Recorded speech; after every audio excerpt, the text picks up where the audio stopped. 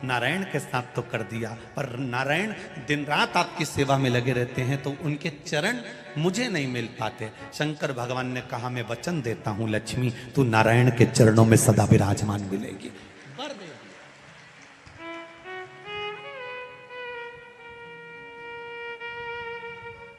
ब्राह्मण हो, क्षत्रिय हो, वैश्य हो, शूद्र हो, बच्चा हो, जवान हो, बूढ़ा हो, बेटी हो, बेटा हो, नारी हो, पुरुष हो, जो है अगर वो शिव की आराधना में लगा है उसका मनवांछित फल की पूर्ति हुई है, प्राप्ति हुई है। और कोई तुमसे कहे कि स्त्री शंकर भगवान का आराधना कर सकती है, पूजन कर सकती है, तो दूर नहीं जाना। ये जो शिव पुराण है हमारे पास में, गीता प्रेस गोरखपुर की, उसका दर्शन मैं आपको करा देता हूँ। ये शिव पुराण गीता प्रेस गोरखपुर की है, तुम भी बाजार से लेकर आना। इसका 73 नंबर का पेज निकाल कर पढ़ना विद्येश्वर संहिता में से। उसमें लिखा हुआ है जो नारी शंकर भगवान का स्नान कराती है, श्रृंगार करती है, पूजन करती है, वो संसार सागर से मुक्त होकर मां पार्वती की परम सखी बनकर विराजमान होती है। यह विद्येश्वर संहिता कह रही।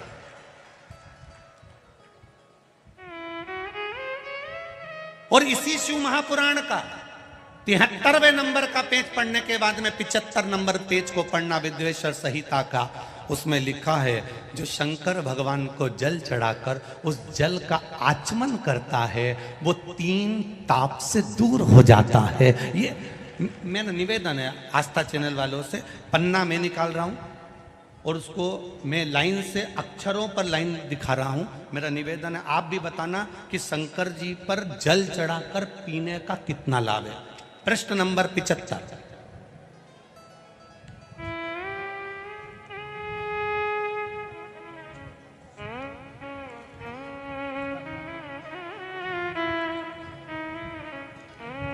अब आस्था चैनल से निवेदन है और आप सब भी एलसीडी पर ध्यान देंगे और अपने अपने मोबाइल पर भी, जितने लोग टीवी पर कथा सुन रहे हैं वो, मोबाइल पर सुनने वाले वो, जो लोग कहते हैं शिव जी पर जल चढ़ा हुआ नहीं पीना चाहिए, उसके लिए मेरे वेद व्यास जी लिख रहे हैं पेज नंबर 75 विद्येश्वर संहिता। ध्यान रखिएगा। जो मनुष्य, उंगली पर ध्यान देंगे जो टीवी पर चल रही है, जो मनुष्य शिवलिंग को विधि पूर्वक स्नान कराकर उस स्नान के जल का 3 बार आचमन करता है, उसके कायिक, वाचिक और मानसिक तीनों प्रकार के पाप शीघ्र नष्ट हो जाते हैं। ये शिव पुराण। अब शंकर भगवान के शिवलिंग पर चढ़ा हुआ नैवेद्य, शंकर भगवान के शिवलिंग पर चढ़ा हुआ प्रसाद खा सकते हैं कि नहीं खा सकते? कोई कहता है महाराज जी स्वान की योनि हो जाएगी, कुत्ता बन जाओगे, कोई कहेगा ये बन जाओगे, कोई कहेगा वो बन जाओगे। अब उसको पढ़िए, पेज नंबर 75 शिव महापुराण विद्येश्वर संहिता। मेरी उंगली चल रही वहां पर ध्यान देना। भगवान शिव का नैवेद्य अग्रह है। इस भगवान भावना को मन से निकाल दें कि शिव जी का चढ़ा हुआ प्रसाद नहीं खाया जाता, ये भावना मन से निकालें। शिव के नैवेद्य को देख लेने मात्र से भी सारे पाप दूर हो जाते हैं, खाने की तो बात ही दूसरी है।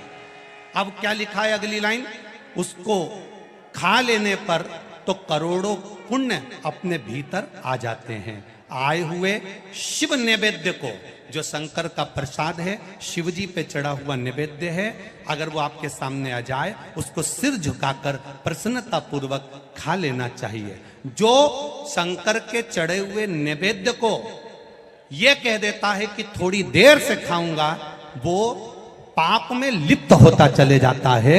यहां तक उसका वर्णन किया।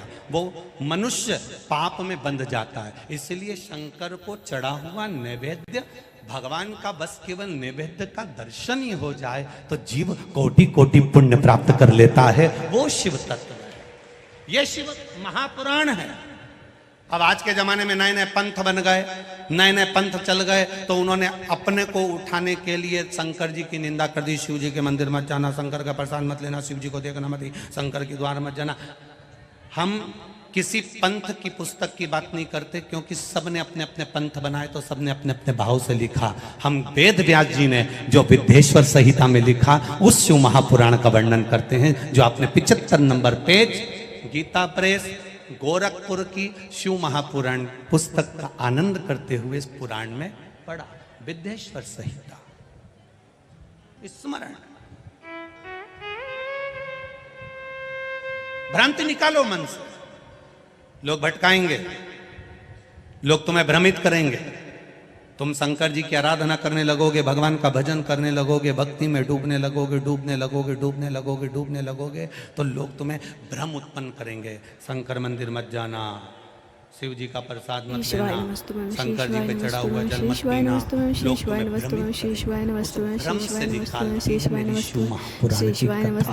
आप एक एक शब्द का स्मरण करो। मेरा निवेदन है, जिसने शिव को जान लिया उसने संपूर्ण जीवन भगवान के सुपुर्द अपना कर दिया और अपने जीवन को